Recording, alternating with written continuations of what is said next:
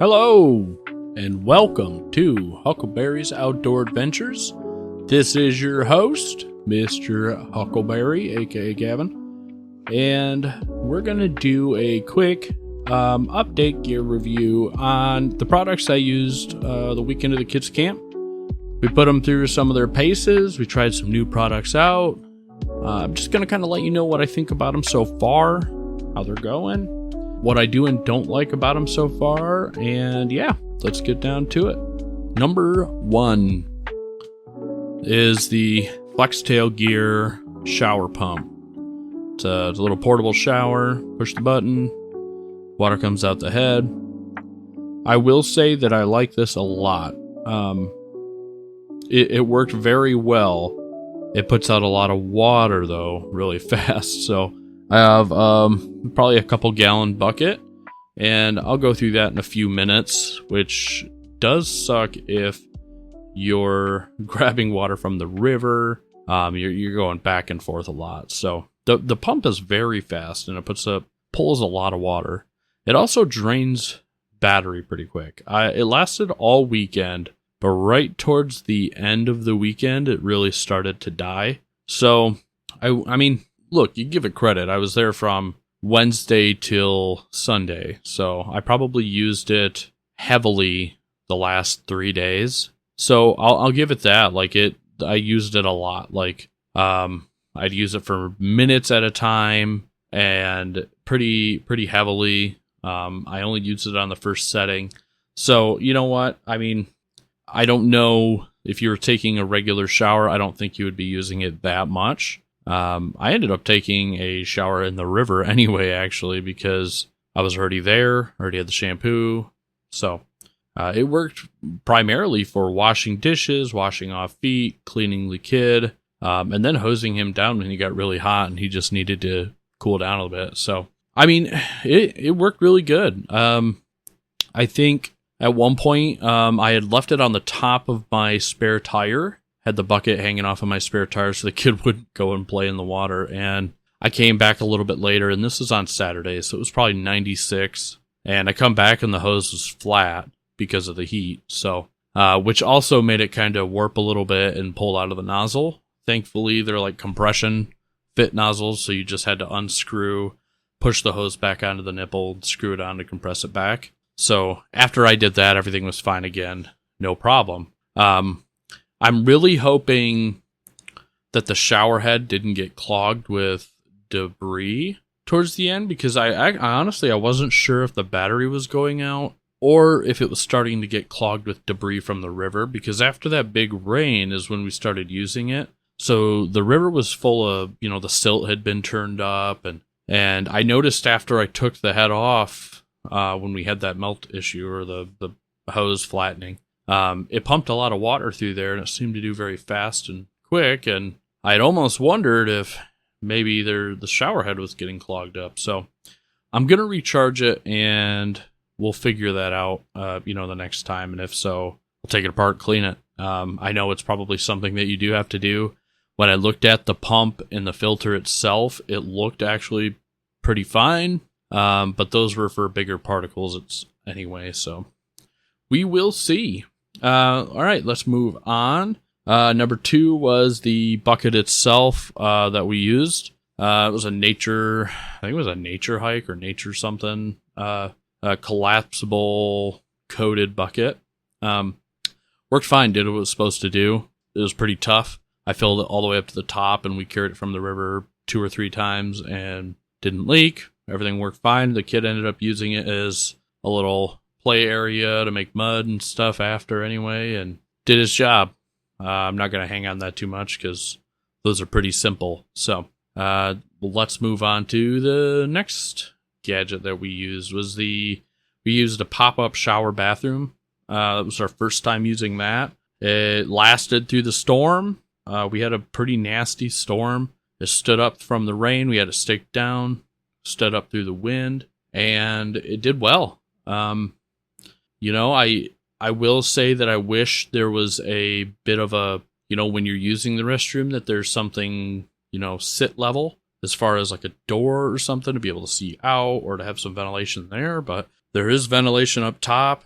You have zippers and stuff up there that you can kind of vent, and if you wanted to, I guess you could move the zippers to the front door so you could see out. But it's just weird because I couldn't see out of it at all while I'm using it, and kind of like to know what's going on. So that worked really well. Had a little place for the toilet paper.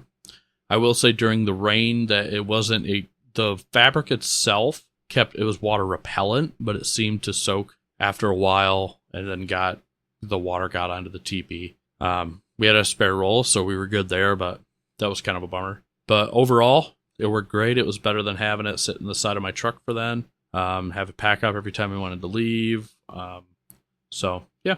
And next we have the Brew Trek Overlander French press coffee. And, full disclosure, this was my first time ever making French press. So, I won't lie to you, I didn't really know how to do it. I kind of had to look it up on YouTube. My wife likes coffee, and I know other campers like coffee, and I like to have good stuff. As you know, I like gear. So it was either that or the AeroPress that was getting a lot of really good reviews. So I went with Brew Trek off of advice from a buddy.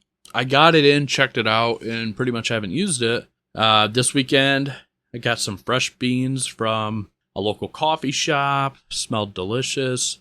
Light roast, supposed to be like kind of a desserty type coffee bean, and I put them I think I did like 2 or 3 scoops on a full Brew Trek Overlander, and it turned out that even if I let it steep for probably 5-10 minutes, it still wasn't quite strong enough for what my wife liked, so I ended up adding 5 scoops, and that tended to be the right amount. So that was super nice. I love that. I haven't had any issues with it whatsoever. I did 2 coffees with it.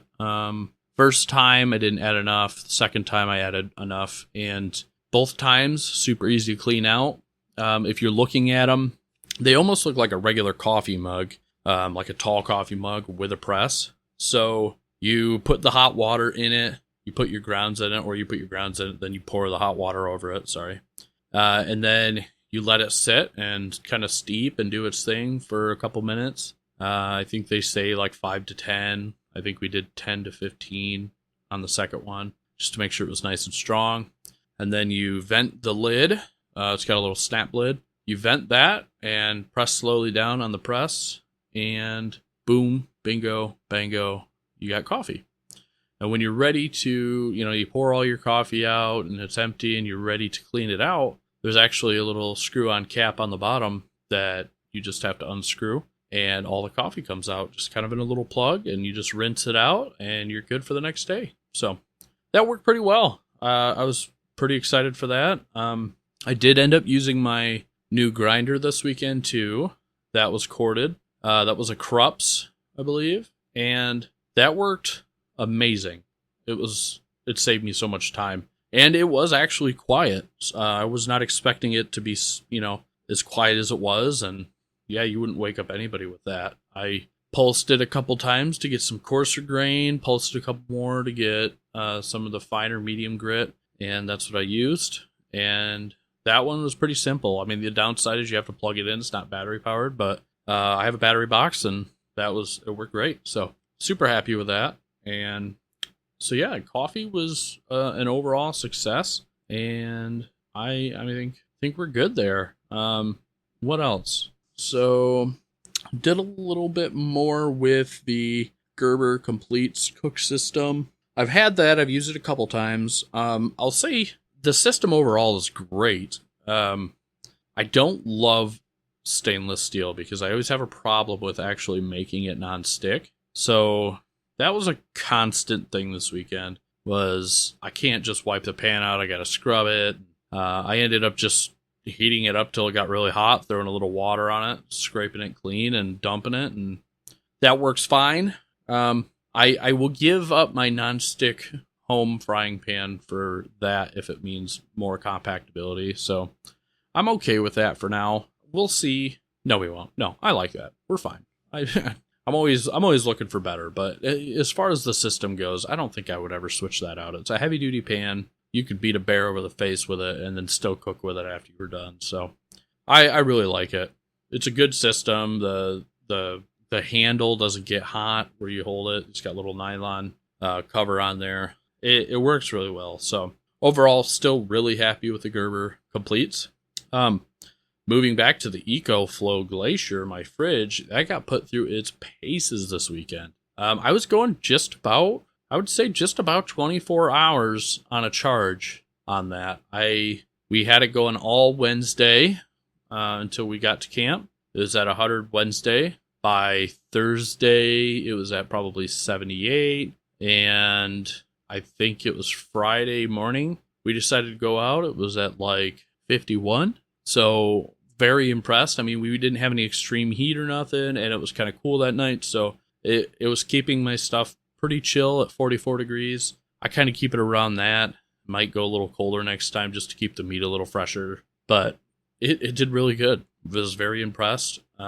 We drove around for probably 4 or 5 hours that day, just exploring, seeing what we could, take a couple trails, come back. It was at 100%, and we used it and had that until, what was it, Sunday when we left. So at Sunday, it was at like, in the morning when I woke up, it was at like 2%, which I'm not mad with. I mean, it sits in the back of my truck, and Saturday it was supposed to be 106, and it stayed pretty consistent at about 96. So it sat there in my truck. They don't have great ventilation when you put them in there like that. I even popped it out just a tad, just so the fans could actually push some air out a little bit more.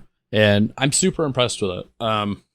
Like I've said, the battery was something I was worried about, the longevity of it, and the customer service issues that people have had with it. But the fridge itself, I don't have any complaints. So really, really happy with that. I did not need a giant power bank to keep it going all weekend. I will be getting a bigger power bank. We did start. So usually how we do our trips is we usually drive for 4 to 5 hours every other day or every day. And that actually recharges all of our fridge, our battery packs, our phones, anything else we need charged. And we had a lot of downtime, especially after the power steering pump Saturday. So a lot of the stuff that we were supposed to recharge wasn't getting recharged. And my little anchor box it's not failing. It's just some of the ports aren't working as well as they used to.